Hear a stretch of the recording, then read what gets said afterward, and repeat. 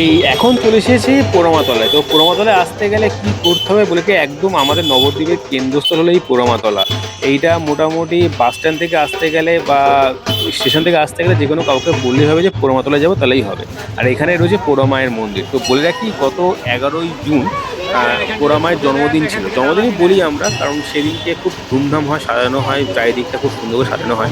তবে এই পোড়া মায়ের না অনেক অনেক অনেক অনেক ইতিহাস রয়েছে। তো তার মধ্যে একটা যেটা আমরা সচরাচর জানি, যে এই পোড়ামাকে অ্যাকচুয়ালি আমরাও যখন জানতাম না, তখন আমরা অনেকেই ভাবে এটা মা কালী বা মায়েরই কোনো রূপ। তবে বলে রাখি, মা কালীর কোনো রূপ হয়তো, তবে এটা সেটা নয়।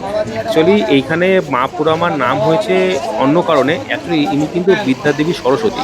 বলা হয় যে এখানে এক সময় নাকি, মানে বহু প্রাচীনকালে এখানে এক সময় পড়ানো হতো, কোনো মাস্টার ছাত্রদের পড়াতেন।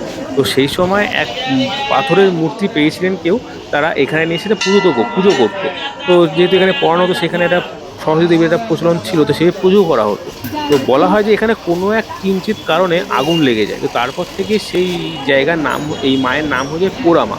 যেহেতু পুড়ে গেছিলো, সেখান থেকে সাধারণত শোনা যায় যে এই নামকরণ করা হয়েছে পোড়ামা। তো এই পোড়ামা জন্ম উপলক্ষে বেশ সুন্দর করে সাজানো হয়েছিল। আর সত্যি কথা বলে, নবদ্বীপে যারা যারা দূর থেকে ঘুরতে আসেন, তারা কিন্তু অনেকেই জানেন যে এইখানে কিন্তু খুব জাগ্রত মা। আর সবাই কিন্তু মনস্কামনা অনেকে পূর্ণ করে। তো এখানে আমাদের অন্নপ্রাশন হোক বা যে কোনো শুভ অনুষ্ঠান হোক, আগে কিন্তু আমরা মায়ের পুজো দিয়েই যে কোনো অনুষ্ঠান শুরু করি। আর দূর দূরান্ত থেকে অনেক জায়গা থেকে মা বা লোকেরা এসে, ফ্যামিলি এসে এখানে কিন্তু পুজো দিয়ে যায়। আর মায়ের পোড়ামার মন্দিরের ঠিক বাঁ দিকে রয়েছে মা ভবতারিণী। আর বলা হয় কিন্তু ইনি খুব জাগ্রত। আর এইখানটা না সবথেকে শান্তির জায়গা। মানে এই পুরো জায়গাটা এরকম বড় বড় বট গাছ দিয়ে ঘেরা, আসলেই কিন্তু বেশ মনে শান্তি হয়ে যাবে। আর একটা পবিত্র ব্যাপার কিটা জানেন তো, এখানে এখানে সবাই কিন্তু যে কোনো সময় পুজো দিতে পারেন। যদি ঘুরতে আসেন কোনো না কোনো সময়, তো অবশ্যই একবার এসে মাকে পুজো দিয়ে যাবেন। আর এখানে সাধারণত এখন মায়ের ভোগ রান্না হচ্ছে, আর মা ওখানে বিরাজমান। আর অবশ্যই একটা কথা বলতে চাই যে পোড়ামাতলা কিন্তু নবদ্বীপের সব থেকে বড় ব্যস্ত জায়গা। এখানে কিন্তু মা পোড়ামার মন্দিরের চারপাশে কিন্তু যত কেনাকাটার দোকান সব রয়েছে। আর যারা যারা নবদ্বীপে আসছেন বা আসবেন বা এসেছেন, তারা জানেন যে পোড়ামাতলা হচ্ছে সব থেকে ব্যস্ততম জায়গা নবদ্বীপের মধ্যে। আর এখানে মা পোড়ামার জন্য সব থেকে বেশি বিখ্যাত এই পোড়ামাতলা, তখন থেকেই নাম হয়েছে।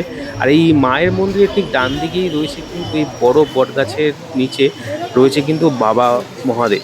হ্যাঁ, এটাকে এখানে মহাদেবের মন্দিরও রয়েছে। তো চলো গিয়ে দেখাই। এটা ঠিক মা পোড়ামার মন্দিরের ডান দিকে এই হলো মহাদেবের মন্দির। তো এইখানে এসেও কিন্তু সবাই একসাথে যখন মাকে পুজোতে আসে, তখন মা ভবতারিণী বা মহাদেবকেও কিন্তু পুজোতে কেউ ভয় না, সবাইকে একসাথে পুজো দিয়ে সবাইকে থেকে আশীর্বাদ নিয়ে সবাই কিন্তু বাড়ি যায়। তো অবশ্যই যারা যারা নবদ্বীপে ঘুরতে আসছো, তো অবশ্যই একবার এইখানে এসে ঘুরে যাও।